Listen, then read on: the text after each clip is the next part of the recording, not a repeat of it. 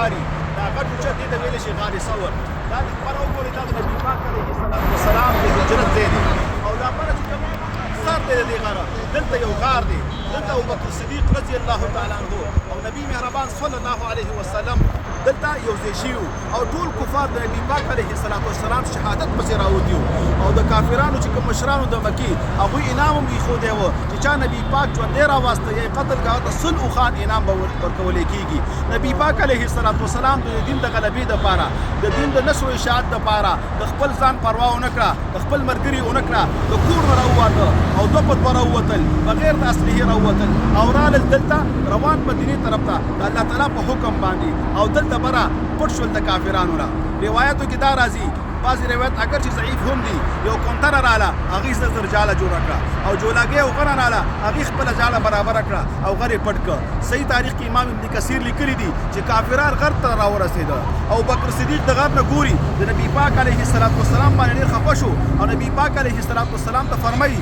کافرانو خپې ښکاره شوي که هغوی چېرته لاندې په دې خپو کې وګوري موږ به ورته ښکاره شو نبي مهربان صلی الله علیه وسلم ورته فرمایي لا تحزن مه یریږه یا ابابکر ان الله معنا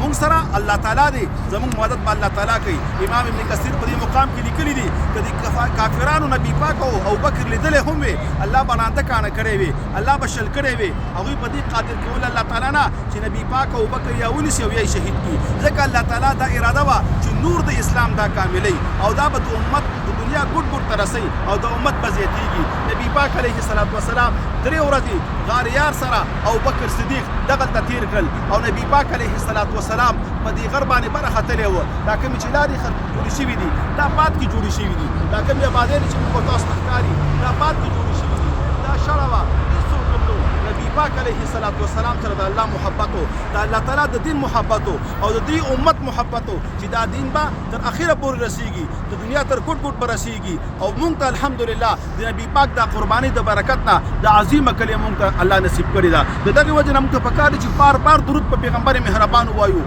ځکه الله تعالی دا پیغمبر زما او ستا د ایمان سبب او ذریعه ګرځولې ده نو ابوبکر صدیق رضی الله تعالی عنه سره د نبي مهربان صلی الله علیه وسلم نه د دې غر په دې بره سر کې چوټۍ کې دلته یو غار دی دلته دیره شو 3 ورځو پورې بیا د دې نه بعد نبي پاک علیه الصلاة والسلام د مدینې په طرف باندې روان شو او دا د نبي پاک علیه الصلاة والسلام هوښیارتیا وه چې ډایرکټ به یې مزل نه کاوه او نبي پاک علیه الصلاة والسلام په ډېرو عجیبه لارو دې ته ځان را رسولی و او دا یې کامیابي وه چې پرې 3 ورځې پورې دشمن ښه ستړی شي او هغه به غلی شي بیا په آرام باندې نبي پاک سره د ملګري ابوبکر صدیق مدینې ته ځان ورسوي هغه شان وشو د مدینې صحابه چې هغه انصار یادېږي ډېر په نره باندې په مدینه کې استقبال ورته وکړو او هر صحابي د انصارو دا غوښتل چې نبي پاک ما سره میلمه شي لیکن نبي مهربان وفرمیل چې زما دا اوښه ماموره ده دې ته حکم کړی شوی دی دا چې کوم ځای کې کېناسته کوم صحابي نږدې کور وي هلته به ځمه او دغه شان وشو دا اوس چې کوم مسجد نبوي دی انشاءالله هلته به ځو هغه به ورته بې ښایو الله دې موږ په خیر بوتلی کړي آینده هفتیا زموږ هلته تلل دي نو دا مسجد نبوي سره مخې ته دغلته کېناستله او د ابو ایوب انصاري کور و دغلته او نبي پاک علیه الصلاة والسلام هلته دیره شو نبي پاک علیه الصلاة والسلام لاندې و ابو ایوب انصاري بره و ابو ایوب انصاري د شپې خوب ونه کړه او ډېر په یاره کله د کمرې یو ګوټ ته کله بل ګوټ ته کله یو طرف ته سره د بیبي نه چې سهار شو نبي مهربان ته هغه یو عرض وکړ چې ای د الله نبي مونږ خو بېګا شپه ډېر په پریشانۍ کې تېره کړې ده مونږ به دې خفه کېدو چې ستا د پاسه چېرته مونږ رانه شو یو ځای کې به دیره شو بیا به په یره شو چې نه هسې نه دلته نبي مهربان لاندې وي کله به یو طرف ته کله بل طرف ته دې ته ویلې دي صحابو هغه محبت دې ته ویلې دي صحابو هغه رښتینی ایمان د صحابو په شان ایمان د چا نشي کېدی دا زموږ ایمان دی انبیا مغفور دي الله ورته بخښنه کړې ده او معصوم دي د ګناه نه الله بچ ساتلي دي صحابه الله تعالی معاف کړي دي او بار بار الله فرمایلی دي لقد رضي الله وزرا شوی ما دغه صحابهونه او بعضی به داسې دي چې په هغوی باندې د جنت زیره شوی دي هغه کې 10 مبشره لس صحابه مشهور دي ټول هغه صحابه چې هغوی باندې جنت زیره شوی هغه لس دي هغه په زرګونو دي دا لس خو صرف هغه دي چې په یو مجلس کې وي د جنت زیره راغلي دي نور ټول صحابه زموږ ایمان دی چې هغه جنتي دي او الله جنت ورته نصیب کړی دی او هغوی ته الله تعالی ټول واړه او غټه ګناهونه معاف کړي دي هغه صحابه په واسطه باندې الله تعالی د دین د دنیا ګډ ګډ ته ورساو الحمدلله هغه مونږ ته راورسېده لهذا درود په پیغمبر مهربان صلی الله علیه وسلم وای اوس به واپس کیږو خپل ځای ته اللهم صل علی محمد وعلى ال محمد كما صليت على ابراهيم وعلى ال ابراهيم انك حميد مجيد کوشش بره ختم کوي دا د 5000 نه ابو فوټ اوږد دی تقریبا 4 غنټو کې نشي رسیدي مازیګر هم تاسو واپسی به ناممکنه ده لهذا هم دینا په دې باندې مینه ماته کوي او دا د نبی پاک د تکلیف ذهن کې واچوي او د دین قدر ځان ته په نظر کې کېدی او هر وخت دا سوال کوي چې الله خاتمه به ایمان کې د فتنو دور دی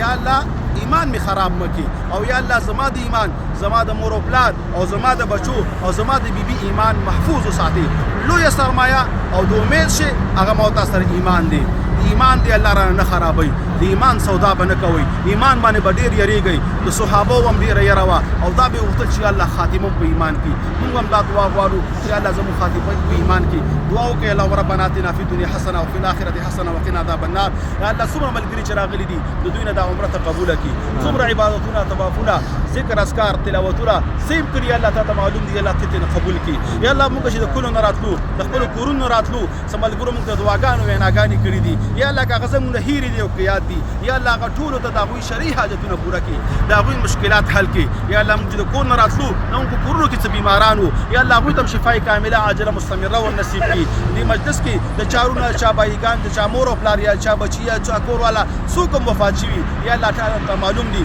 یا زموږ په کور کې نور څوک داسې وو زموږ ترونه یا نیکونه هغه وفات شوي او هغه موږ سره نشته یا الله هغوی ته مغفرت نصیب کړي د هغوی قبرونه د انوارو نه ډک کړي اله العالمین د چا والدین چې ژوند دي د چا استادان چې ژوند دي د چا مور او پلار او بچي چې ژوند دي یا الله هغوی ته اوږد عمر ورکړي د هغوی د دین حفاظت وکړي د هغوی د ایمان حفاظت وکړي رب العالمین خصوصا دا زموږ ملګري زموږ خدمت کوي